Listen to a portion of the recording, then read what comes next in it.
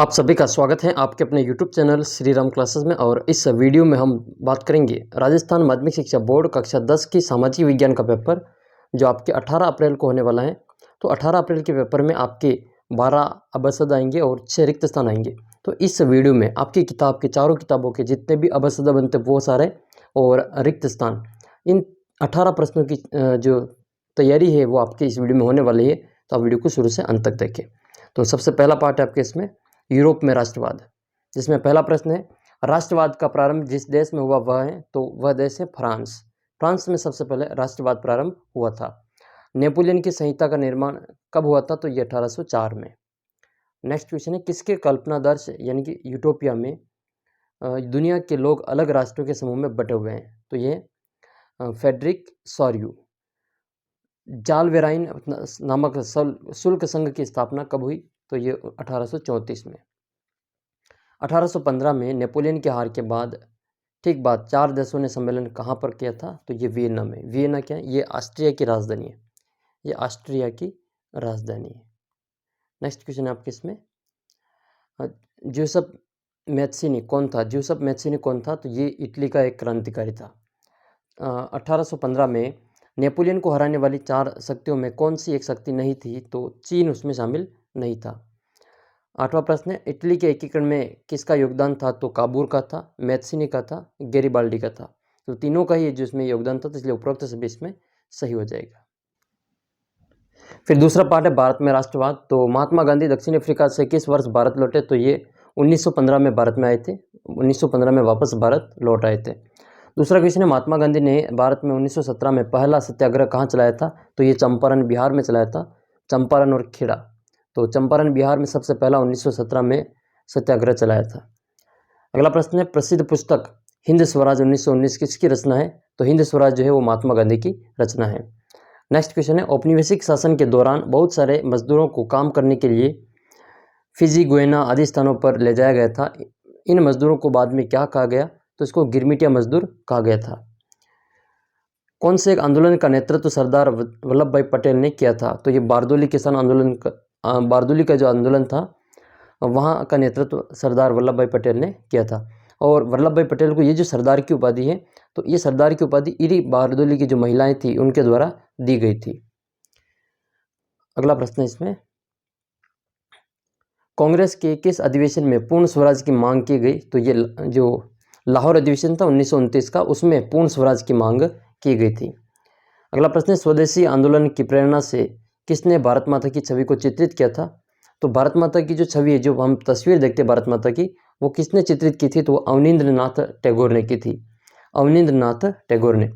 गांधी जी ने प्रसिद्ध करो या मरो का नारा किस आंदोलन के समय दिया था, तो ये भारत छोड़ो आंदोलन के समय दिया था। करो या मरो, भारत छोड़ो आंदोलन। 9वां प्रश्न है सविनय अवज्ञा आंदोलन या फिर नमक आंदोलन किस स्थान से प्रारंभ हुआ था, तो ये साबरमती गुजरात से प्रारंभ हुआ था। अगला क्वेश्चन है शांतिपूर्ण प्रदर्शन करते हुए ब्रिटिश पुलिस ने लाला लाजपत राय पर लाठियां बरसाई, जिससे बाद में लाला लाजपत राय का दुखद निधन हो गया। यह विरोध प्रदर्शन किसके खिलाफ था, तो ये साइमन कमीशन के विरोध में प्रदर्शन हो रहा था, जिन पे लाला लाजपत राय पर ये लाठियां बरसाई गई, जिसमें जो लाला लाजपत राय का निधन हो गया था। साइमन कमीशन का विरोध क्यों किया गया था, इसका उत्तर आपको कमेंट करना है। अगला प्रश्न है फिर आपके तीसरा पार्ट आपके इसमें भूमंडलीकृत विश्व का बनना। 18वीं सदी में विश्व व्यापार का सबसे बड़ा केंद्र क्या था, तो वो था यूरोप। यूरोप 18वीं शताब्दी में विश्व व्यापार का सबसे बड़ा केंद्र था।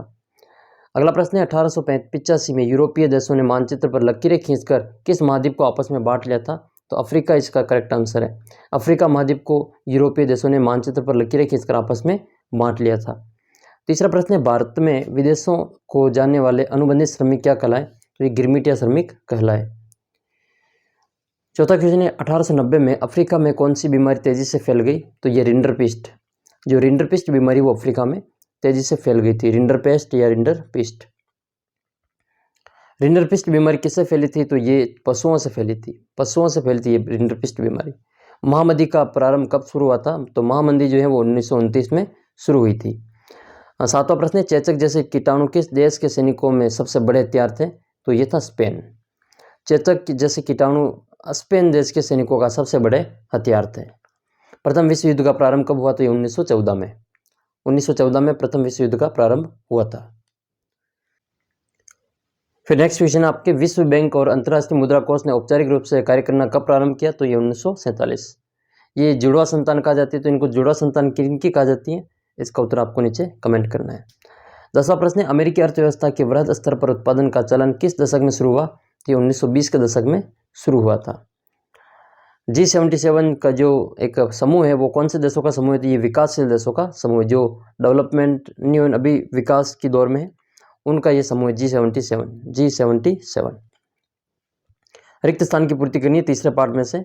तो 18वीं शताब्दी में मक्का की आयात पर लगी पाबंदी को किस नाम से जाना जाता है? तो इसको कार्न लॉ के नाम से जाना जाता है, corn law. Most important question है, इसको याद रखें।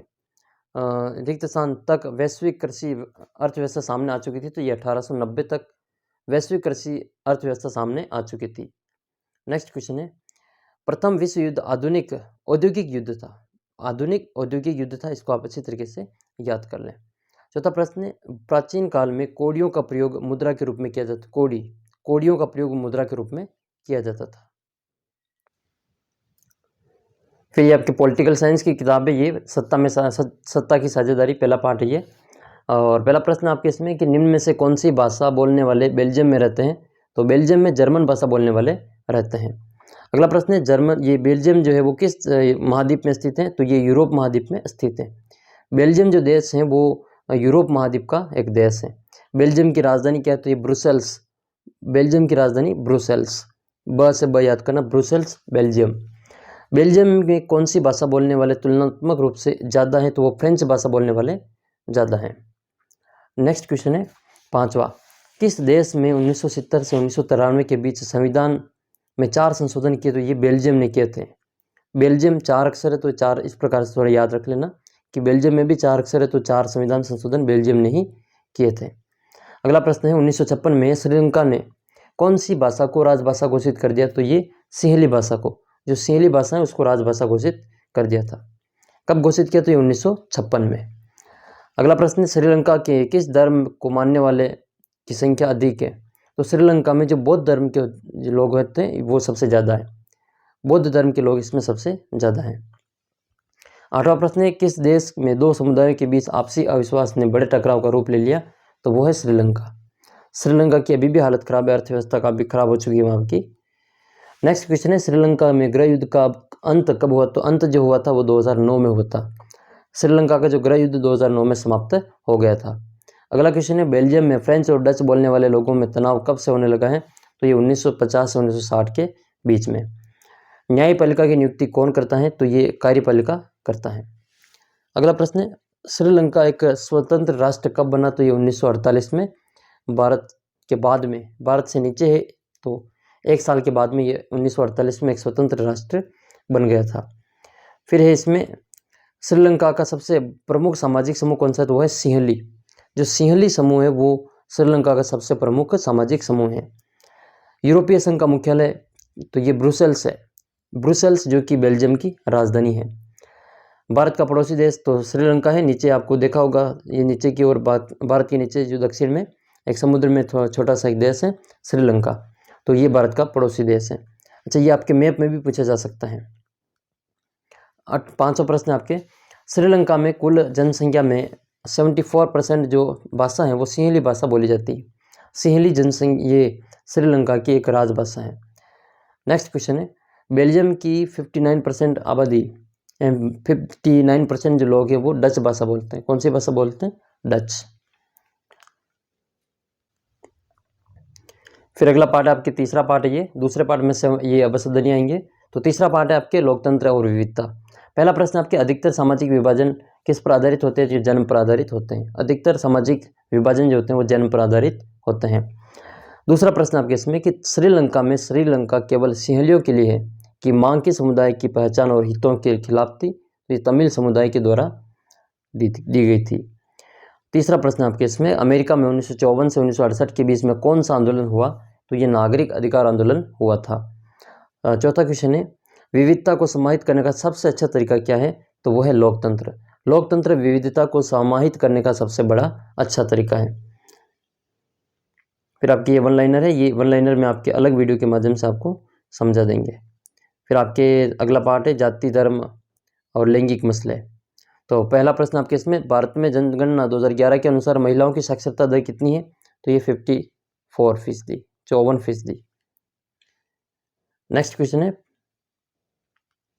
दूसरा प्रश्न है, राजनीति के क्षेत्र में प्राय अभिव्यक्त होता है? तो ये धार्मिक विभाजन होता है। कौन से विकल्प पर आधारित सामाजिक विभाजन केवल भारत में है? तो ये जाति आधारित जो विभाजन है वो केवल भारत में है। 1961 के बाद की समुदाय का हिस्सा मामूली रूप से बढ़ा है? तो द हो जाएगा इसमें मुस्लिम। 1961 के बाद मुस्लिम जो समुदाय है उसका हिस्सा मामूली रूप से अब बढ़ा है। अगला प्रश्न इसमें पांचवा, भारत में स्त्रियों के लिए आरक्षण की व्यवस्था? तो ये पंचायती राज व्यवस्था के अंतर्गत की गई है। द इसका करेक्ट आंसर है।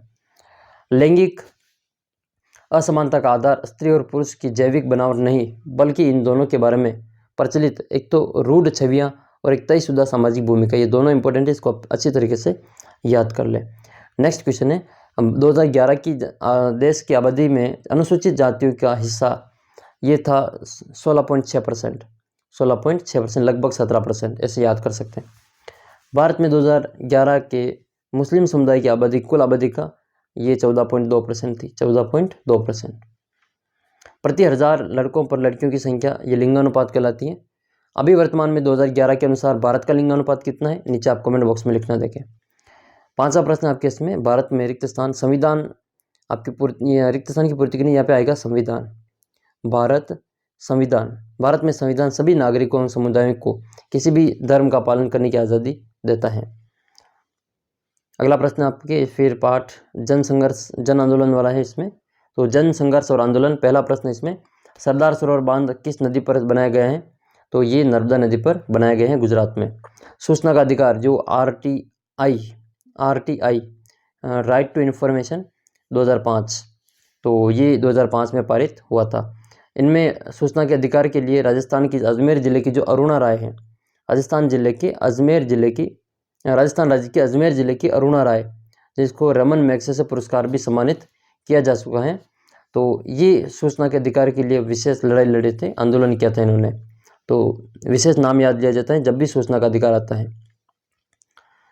तीसरा प्रश्न है, नेपाल में लोकतंत्र कब कायम हुआ? तो ये 1990 में कायम हुआ। 7 पार्टी अलायंस किस देश से संबंधित हैं? तो ये नेपाल से संबंधित है।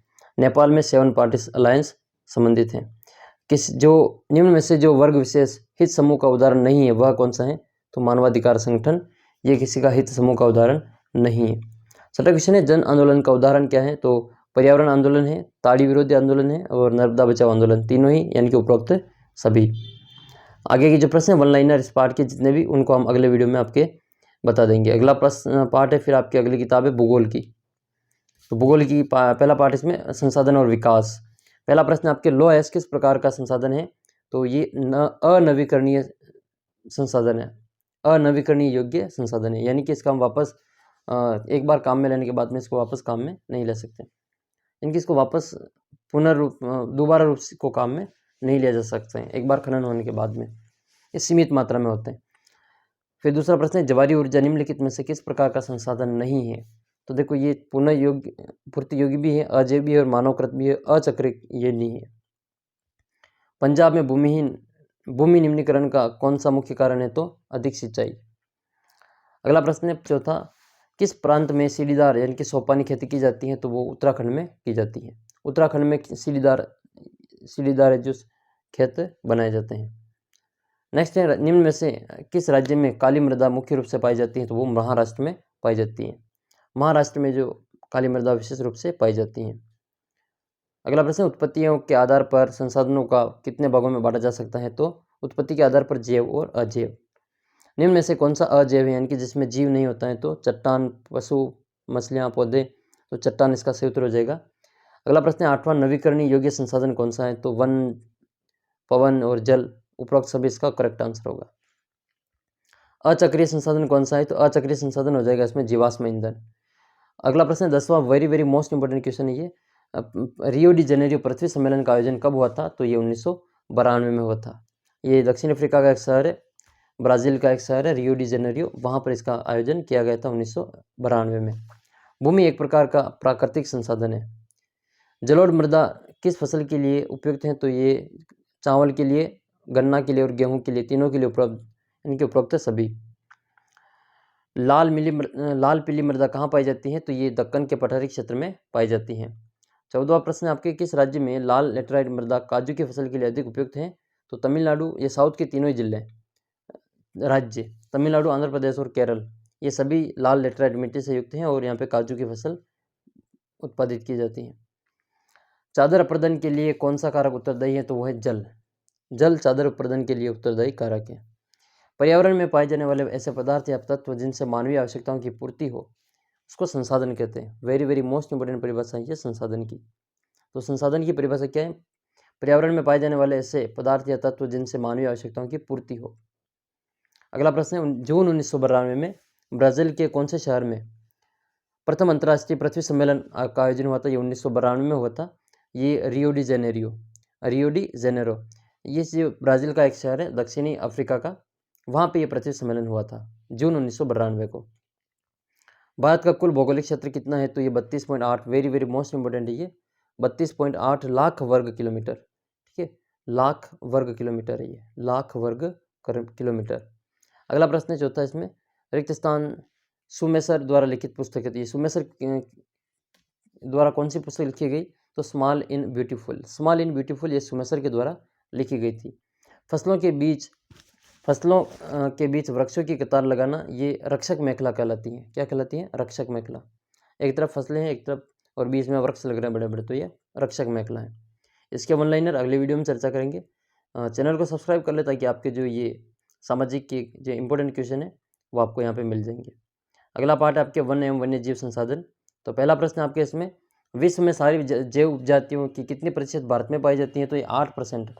विश्व की 8% उपजातियाँ भारत में पाई जाती हैं। दूसरा प्रश्न, एक अनुमान के तहत भारत में कितने प्रतिशत वनस्पति जात के विलुप्त होने का खतरा है? तो वह 10%।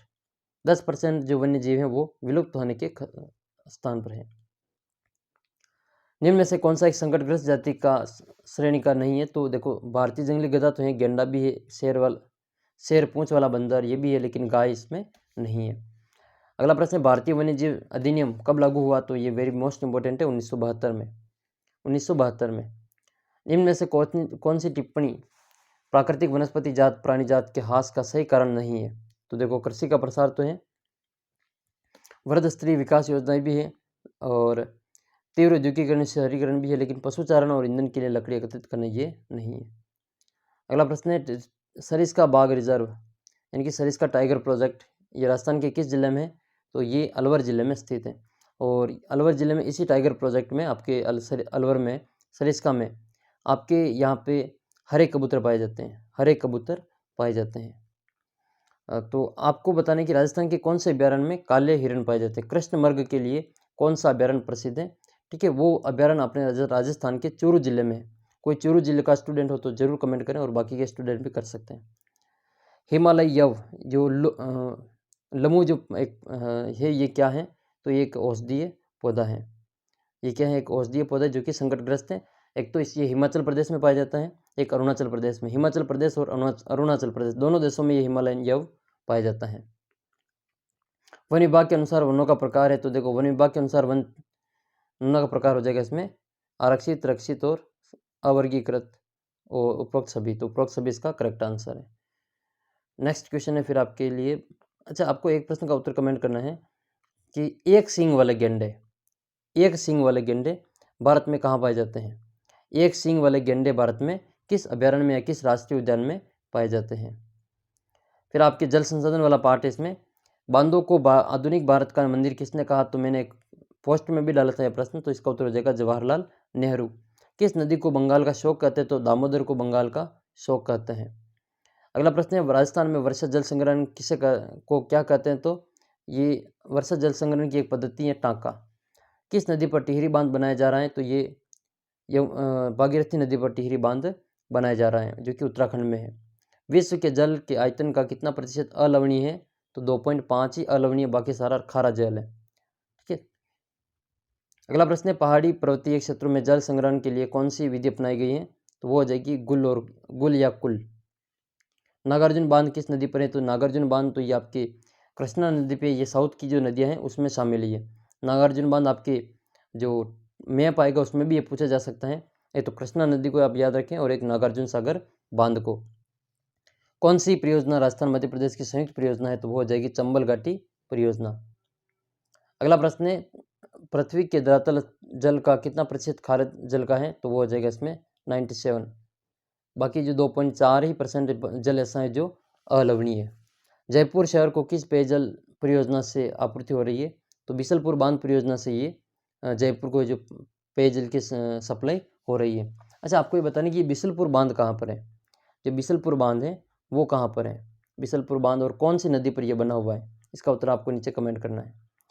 11वां प्रश्न आपके इसमें, राजस्थान में परंपरागत रूप से जल संरक्षण के रूप में बेरियाँ छोटी कुएं किस जिले में बनाई जाती हैं? तो ये बाड़मेर और जैसलमेर जिले में, जो अपने रेगिस्तान वाले जिले हैं वहाँ पे ये बनाई जाती हैं। बाकी इसके जो वन लाइनर है उसको हम अगले वीडियो में चर्चा करेंगे। फिर आपके अगला पार्ट है इसमें कृषि वाला। कौन सी रोपण कृषि नहीं है? तो देखो, रोपण कृषि में एक तो गन्ना है, रबड़ है और चाय है, लेकिन चावल जो है वो रोपण कृषि में नहीं है। अगला प्रश्न है, किस उत्पाद का निर्यात करता है भारत? तो भारत चाय का भी निर्यात करता है, कॉफ़ी का भी करता है और मसाले का भी करता है। निर्यात का मतलब वस्तु बाहर भेजना, भारत से बाहर भेजना, बेचना। उपरोक्त सभी इसका करेक्ट आंसर होगा। किस फसल को सुनहरा रेशा कहा जाता है? तो ये कई बार पूछा हुआ प्रश्न है। तो जो जूट होता है, जो पश्चिम बंगाल में सबसे ज़्यादा होता है, ये जूट, यह इसको है जो सुनहरा रेशा, गोल्डन क्रॉप के रूप में इसको जाना जाता है। निम्न में से कौन सा मोटा अनाज नहीं है? तो देखो, ज्वार है, बाजरा है, रागी है, गेहूँ मोटा अनाज नहीं है। विश्व में चावल का सबसे बड़ा उत्पादक देश कौन सा है? तो वो है चीन। चीन से चावल याद करना, च से चीन, च से चावल। जूट किस प्रकार की फसल है? तो ये एक रेशेदार फसल है। निम्न में से दलहनी फसल कौन सी है? तो जो मटर है वो दलहनी फसल है। बाकी ये तेल से संबंधित है। तिलहनी फसलें, जायद फसल जो ग्रीष्म ऋतु में बोई जाती है वो जायद की फसल होती है। तरबूज इसका सही उत्तर हो जाएगा। भारत की दूसरी सबसे महत्वपूर्ण खाद्यान्न फसल कौन सी है? तो वो हो जाएगी फिर अपने गेहूँ। सबसे ज़्यादा जो खाद्यान्न फसल है भारत की वो है चावल, फिर इसके बाद में है गेहूँ। और मारवाड़ की बात करें तो बाजरा सबसे ज़्यादा मारवाड़ में, राजस्थान में होता है। भारत की सबसे प्रमुख खाद्यान्न फसल कौन सी है? तो वो है चावल। दो फसलों के नाम, तो चाय और कॉफ़ी। बायोडीजल तो जेट्रोफा और जोजोबा, जेट्रोफा और जोजोबा। अगले वीडियो में देखेंगे इनको हम। रिक्त स्थान देख लेते हैं। रिक्त स्थान है, कर्तन दहन प्रणाली को भारत के उत्तरी पूर्वी राज्यों में जूम कहा जाता है। क्या कहते हैं इसको? जूम कृषि के नाम से इसको जाना जाता है। हमारे देश में अरेबिका किस्म की कॉफ़ी का उत्पादन किया जाता है। जो कॉफ़ी का वैज्ञानिक नाम है वो अरेबिका कॉफ़िया है। अरेबिका कॉफ़िया, तो अरेबिका जो है वो इस कॉफ़ी की उन्नत किस्म है। नेक्स्ट क्वेश्चन है, भारत की 2/3 जनसंख्या कृषि कार्यों में संलग्न है। यहाँ पे आ जाएगा कृषि, खेती करते हैं भारत के 2/3 लोग। चौथा प्रश्न आपके, गन्ने की फसल को तैयार करने में लगभग 1 वर्ष का समय लगता है। भारत को कपास के पौधे का मूल स्थान माना जाता है, तो कपास जो इसका मूल स्थान भारत में ही माना जाता है। फिर आपके अगला प्रश्न है, पाठ संख्या आपके पाठ का नाम है खनिज तथा ऊर्जा संसाधन। आप खनिजों का ये वर्गीकरण देख लेना, ठीक है। खनिज 2 प्रकार के, 3 प्रकार के मार सकते हैं, धात्विक, अधात्विक और ऊर्जा खनिज। फिर ये धात्विक, इसमें अलग अलग प्रकार के लोह, अलोह और बहुमूल्य। अधात्विक में और ये ऊर्जा खनिज में। अगला प्रश्न है, धातु को गलने से कौन रोकता है? तो ये फ्लोराइड। अगला प्रश्न है दूसरा, ये कौन सा धात्विक खनिज है? तो इसमें से जो प्लेटिनम है वो धात्विक खनिज है, यानी ये पीटने पर चद्दर बन जाते हैं या फिर ये ध्वनि उत्पन्न करते हैं, वो सारे धात्विक खनिज कहलाते हैं। अधात्विक खनिज कौन सा है? वो हो जाएगा अभ्रक। अभ्रक अधात्विक खनिज है। तो ये तांबा, जस्ता और मैग्नीज ये धात्विक खनिज है। इनमें से कौन सा अलोह खनिज है? तो इनमें से जो जस्ता है वो अलोह खनिज है, बाकी निकल, कोबाल्ट और मैग्नीज ये तीनों ही लोह खनिज है। निम्न में से लोह खनिज कौन सा है? तो इसमें से जो मैग्नीज है वो लोह खनिज है। ऊर्जा खनिज कौन सा है? तो ऊर्जा खनिज हो जाएगा कोयला, पेट्रोलियम, प्राकृतिक गैस, तीनों ही ऊर्जा खनिज है, इनसे ऊर्जा प्राप्त होती है। यूरेनियम व थोरियम प्राप्त होती है, तो यूरेनियम और थोरियम से परमाणु ऊर्जा प्राप्त होती है। अच्छा, आपको एक प्रश्न का उत्तर कमेंट में लिखना है कि राजस्थान का परमाणु बिजली घर कहाँ है? राजस्थान का परमाणु बिजली घर कहाँ है? इसका उत्तर आपको नीचे कमेंट बॉक्स में उत्तर करना है। 8वां प्रश्न वेरी मोस्ट इंपोर्टेंट है कि सर्वोत्तम प्रकार का लोहा कौन सा है? तो वो होता है मैग्नेटाइट। जो मैग्नेटाइट लोहा है वो सबसे उन्नत किस्म का लोहा होता है। सर्वाधिक महत्वपूर्ण लोहा कौन सा है? तो वो हो जाएगा आपके हेमेटाइट। दोनों प्रश्न अलग अलग है। सर्वोत्तम प्रकार तो मैग्नेटाइट है सर्वोत्तम, और जो औद्योगिक लोह महत्वपूर्ण, सर्वाधिक महत्वपूर्ण औद्योगिक लोह अयस्क है वो है हेमेटाइट। गो और नौमुंडी लोह अयस्क की खदानें कहाँ स्थित है? तो ये झारखंड में स्थित है। कुद्रेमुख लोह अयस्क की खदान कौन से राज्य में है? तो ये कर्नाटक में स्थित है। भारत में सबसे बड़ा मैग्नीज का सबसे बड़ा उत्पादक राज्य कौन सा है? तो वो है ओडिशा। ओडिशा की राजधानी आपको नीचे कमेंट करनी है। अगला प्रश्न है, एक टन इस्पात बनाने में कितने किलोग्राम मैग्नीज की आवश्यकता होती है? तो ये थोड़ा सा इसमें मिस्टेक है, तो इसको हम ठीक करेंगे यहाँ पे। अगला प्रश्न देखते हैं। 2016-17 के अनुसार देश का सबसे बड़ा बॉक्साइट उत्पादक राज्य कौन सा है? तो वो हो जाएगा ओडिशा। नेल्लोर अब्रक पेटी कौन से राज्य में है? तो ये आंध्र प्रदेश में। 16वां प्रश्न है, वर्ष 2016-17 में भारत का सबसे बड़ा चूना उत्पादक राज्य कौन सा है? तो वह है राजस्थान। चूना उत्पादक में ये जितने भी सीमेंट फैक्ट्री हैं, और सीमेंट फैक्ट्रियों में भी चित्तौड़गढ़ सीमेंट फैक्ट्री के लिए प्रसिद्ध है। तो आपको चित्तौड़गढ़ जिले की कौन कौन सी सीमेंट फैक्ट्रियों के नाम याद है? देखिए, आप नीचे कमेंट करना। सीमेंट फैक्ट्री काफ़ी है चित्तौड़गढ़ जिले में, तो कोई नाम अगर आपको याद हो इसका उत्तर आप नीचे कमेंट करें। अगला प्रश्न है आपके इसमें 17वां, भारत का सबसे पुराना तेल उत्पादक राज्य कौन सा है? तो वो हो जाएगा असम। असम का जो डिगबोई है वो आप विशेष ध्यान रखें, तेल शोधक यंत्र में पूछा जाता है डिगबोई असम। ये आपके मैप में भी पूछ लिया जाएगा, डिगबोई असम में भरना है। ये असम की इधर है, ये इधर भारत, ये जैसे भारत का मैप है तो इधर की जो 7 सिस्टर्स हैं इधर वाले, ये यहाँ पे असम भर देना आप। अगला प्रश्न है आपके इसमें, कौन सा उद्योग प्राकृतिक गैस के प्रयुक्त प्रयोक्ता है? तो वो जगह ऊर्जा व उर्वरक उद्योग। केरल में मिलने वाली मोनाजाइट रेत कौन सा खनिज पाया जाता है? तो इसमें थोरियम पाया जाता है, और थोरियम एक परमाणविक खनिज है। थोरियम और यूरेनियम दोनों से परमाणु ऊर्जा प्राप्त की जाती है। फिर आपके अगला प्रश्न है इसमें, भारत में ज्वारी ऊर्जा उत्पन्न करने तो आदर्श क्षेत्र कौन सा है? तो वो है, देखो, खंबात की खाड़ी है, सुंदरवन क्षेत्र है, और कच्छ का खाड़ी है। उपरोक्त सभी इसका करेक्ट आंसर होगा। भू प्रॉपर्टी विभिन्न विभिन्न खनिजों के योग से बनी चट्टानों से निर्मित है, तो विभिन्न खनिजों से। सामान्यतः खनिज मिट्टी में पाए जाते हैं। अगला प्रश्न आपको फिर देखते हैं, पाठ का नाम है आपके इसमें। अगला पाठ है आपके, अच्छा, सीएनजी का पूरा नाम आपको याद करना है।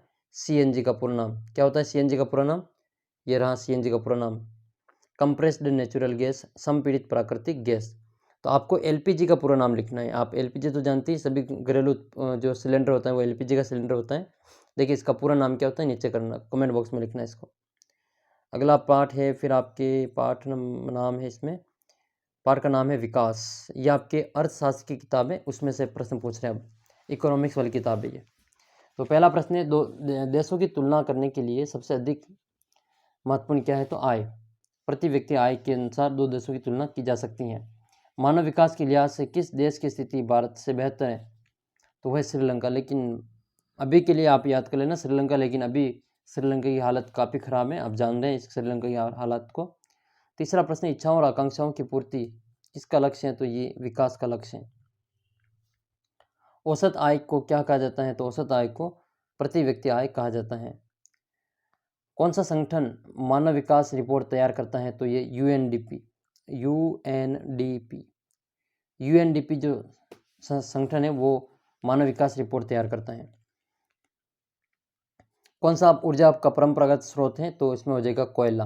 बाकी ये गैर परंपरागत है तीनों ही, पवन, बायो और सौर ऊर्जा। विश्व बैंक की स्थापना कब हुई? तो ये 1944 में हुई थी।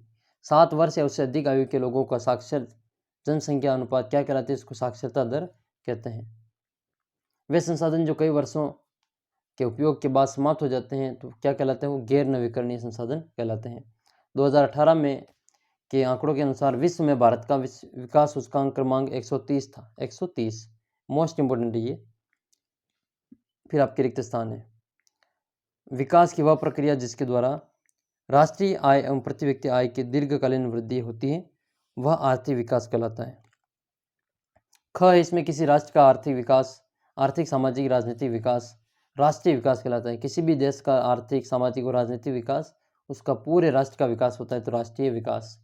किसी भी व्यक्ति में पोषित होने का मापन शरीर द्रव्यमान सूचकांक, शरीर द्रव्यमान सूचकांक ये BMI के रूप में इसको कहा जाता है। BMI का पूरा नाम पूछ ले तो शरीर द्रव्यमान सूचकांक, बॉडी मास इंडेक्स के नाम से इसको जाना जाता है। अगला पार्ट है फिर आपके विकास के बाद में नेक्स्ट पार्ट है भारतीय अर्थव्यवस्था के क्षेत्रक। इंपॉर्टेंट प्रश्न, एक प्रश्न यहाँ से फिक्स आएगा, 2 प्रश्न आएंगे इस पार्ट से। तो आर्थिक कार्यों के आधार पर किसी देश की अर्थव्यवस्था को विभाजित किया जा सकता है, तो प्राथमिक, द्वितीयक और तृतीयक क्षेत्रक तीनों में ही किया जा सकता है, इसलिए उपरोक्त सभी। प्राथमिक क्षेत्रक को इस नाम से भी जाना जाता है, तो कृषि एवं सहायक क्षेत्रक। कृषि एवं सहायक क्षेत्र को प्राथमिक क्षेत्रक के नाम से जाना जाता है। प्राथमिक क्षेत्रक में कौन सी गतिविधियां सम्मिलित हैं, तो कृषि वाली गतिविधियां उसमें सम्मिलित हैं। कौन सी क्रिया एवं कार्य द्वितीय क्षेत्रक से संबंधित हैं, तो वो हो जाएगा हमारा गन्ने के गुड़ से चीनी बनाना। तो जो उद्योग वाले जितने भी काम हैं वो द्वितीयक श्रेणी में आते हैं। अगला प्रश्न है आपके 5वां, किसी देश के अंदर किसी विशेष वर्ग से उत्पादित सभी अंतिम वस्तुओं एवं सेवाओं का मूल्य, अरे तो सकल घरेलू उत्पाद कहलाता है। अल्प बेरोजगारी कहाँ पाई जाती है, तो ये कृषि में अल्प बेरोजगारी पाई जाती है। अल्प बेरोजगारी तब होती है जब लोग क्षमता से कम काम करते हैं, उसको अल्प बेरोजगारी कहते हैं। सार्वजनिक और निजी क्षेत्र किस आधार पर विभाजित होते हैं, तो ये उद्यमों के स्वामित्व पर आधारित होता है। निजी क्षेत्र का उदाहरण है तो फिर इसमें हो जाएगा रिलायंस इंडस्ट्री लिमिटेड, जो मुकेश अंबानी जी की जो जियो हैं वो रिलायंस इंडस्ट्री जो वो इनकी निजी कंपनी है ये। बाकी डाकघर, रेलवे, ये सभी जो सार्वजनिक क्षेत्र के हैं। 10वां प्रश्न है महात्मा गांधी राष्ट्रीय रोजगार ग्रामीण रोजगार गारंटी अधिनियम किससे संबंधित है, तो ये काम के अधिकार से संबंधित है। ये 2005 में आया था, ठीक है। और फिर ये जो 2009 में इसका नाम बदल करके महात्मा गांधी नरेगा के रूप में कर दिया था। अगला प्रश्न, इसमें रिक्त स्थानीय क्षेत्र के अधिकांश श्रमिकों से रोजगार सुरक्षा प्राप्त होती है, तो प्राथमिक संगठित क्षेत्र, यहाँ हो जाएगा संगठित। अंतिम वस्तुओं के मूल्य में मध्यवर्ती वस्तुओं का मूल्य पहले ही शामिल होता है। ये प्रश्न आ सकता है, अल्प बेरोजगारी को छुपी बेरोजगारी भी कहते हैं। अल्प बेरोजगारी को छुपी बेरोजगारी भी कहते हैं। सार्वजनिक क्षेत्र में अधिकांश परिसंपत्तियां सरकार का अधिकार होती हैं। फिर आपके अगला पार्ट है इसमें मुद्रा और साख। वह माध्यम जिसके द्वारा हम वस्तुओं एवं सेवाओं को खरीदते और बेचते हैं उसको मुद्रा कहते हैं। मुद्रा का प्रमुख कार्य विनिमय है। मुद्रा का प्रमुख कार्य क्या है, विनिमय। विनिमय में कम से कम कितने पक्ष की आवश्यकता होती है, तो 2 पक्षों की आवश्यकता होती है। आवश्यकता के दोहरे संयोग के अंक कौन कौन से, तो वो हो जाएगा बेचना, खरीदना और आवश्यकता उपरोक्त सभी। मुद्रा का निगमन किसके द्वारा किया जाता है, तो ये रिजर्व बैंक ऑफ RBI जो है, रिजर्व बैंक ऑफ इंडिया, उसके द्वारा किया जाता है। वस्तु विनिमय की प्रणाली को कहते हैं तो उसको प्रत्यक्ष प्रणाली विनिमय कहते हैं। भारतीय करेंसी में शामिल है तो कागज़ के नोट शामिल है और सोने धातु के सिक्के इसमें शामिल है। सोने के सिक्के इसमें अभी शामिल नहीं है। ऋण विकास के क्षेत्र में कैसी भूमिका अदा करता है, तो ये सकारात्मक भूमिका अदा करता है। अनौपचारिक ऋण का स्रोत क्या है, तो वो हो जाएगा महाजन, कृषि व्यापारी, रिश्तेदार और उपरोक्त सभी। किस चीज़ को बैंक निक्षेप कहते हैं, तो बैंक निक्षेप जो है वो बैंक में जमा जो मुद्रा होती है उसको बैंक निक्षेप कहते हैं। किस मुद्रा का संबंध प्राचीन काल से नहीं था, तो कागज़ के नोट का नहीं था, बाकी सोने, चांदी और तांबे के सिक्के प्रचलित हैं। फिर आपके अगला पार्ट है इसमें वैश्वीकरण और भारतीय अर्थव्यवस्था। पहला प्रश्न है इसमें विभिन्न देशों के बीच परस्पर संबंध और तीव्र एकीकरण को क्या कहते थे, तो उसको वैश्वीकरण कहते हैं। विदेशी व्यापार और विदेशी निवेश का प्रारंभ भारत में कब हुआ, तो ये 1991 में। अंतर्राष्ट्रीय व्यापार को उदार बनाने व अंतर्राष्ट्रीय व्यापार नियमों का निर्धारक कौन करता है, जी विश्व व्यापार संगठन, इसको WTO कहते हैं। WTO वर्ल्ड ट्रेड ऑर्गेनाइजेशन के नाम से जाना जाता है।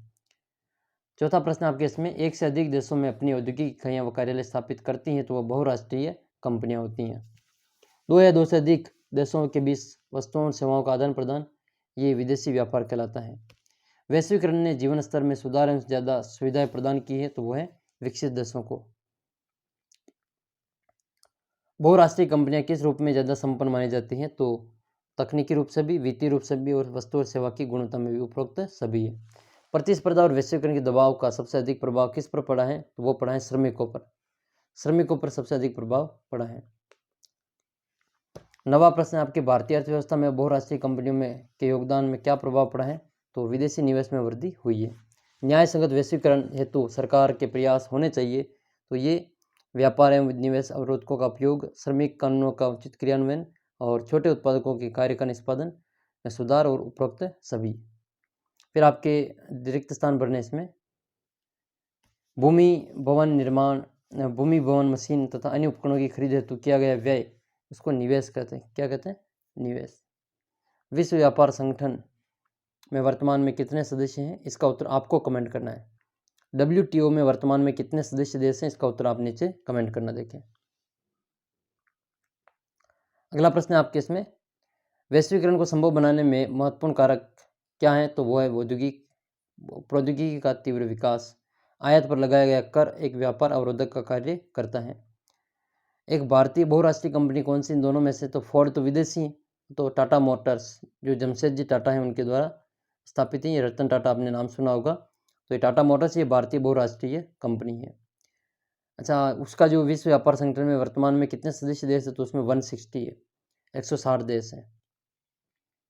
जिन्होंने कमेंट किया उनको बहुत बहुत धन्यवाद। और फिर आपके ये सामने पूरा बोर्ड का पेपर है। 1929 का कांग्रेस अधिवेशन कहाँ पर संपन्न हुआ था? जर्मन ब्लूथ किसका प्रतीक है? ब्रेडन वुड्स सम्मेलन किस संस्था की स्थापना की गई? तो ये सभी आप अधिक से अधिक इसमें जान चुके हैं इन प्रश्नों को, तो इनको आप बार बार देखें, आपके जो फ़ायदा हो जाएगा इन प्रश्नों से। बाकी और भी हम वीडियो यहाँ पे अपलोड करेंगे आपके लिए, तो आप चैनल को सब्सक्राइब कर लेना। वीडियो अच्छा लगा हो तो इसको अधिक से अधिक शेयर जरूर करना, ताकि जो बाकी के साथियों को भी इसका फ़ायदा मिल सके और आपको भी अच्छे मार्क्स प्राप्त होंगे। ऑल द वेरी बेस्ट सबको। वीडियो पूरा देखने के लिए बहुत बहुत धन्यवाद। अधिक से अधिक वीडियो को शेयर जरूर करें। जल्दी मिलते हैं अगले वीडियो में, तब तक जय हिंद जय भारत। पुराने मैंने कई सारे वीडियो अपलोड कर रखे हैं यहीं पे पेपर के, तो वो आप ज़रूर देखें, आपको फ़ायदा होगा। धन्यवाद। जय हिंद जय भारत।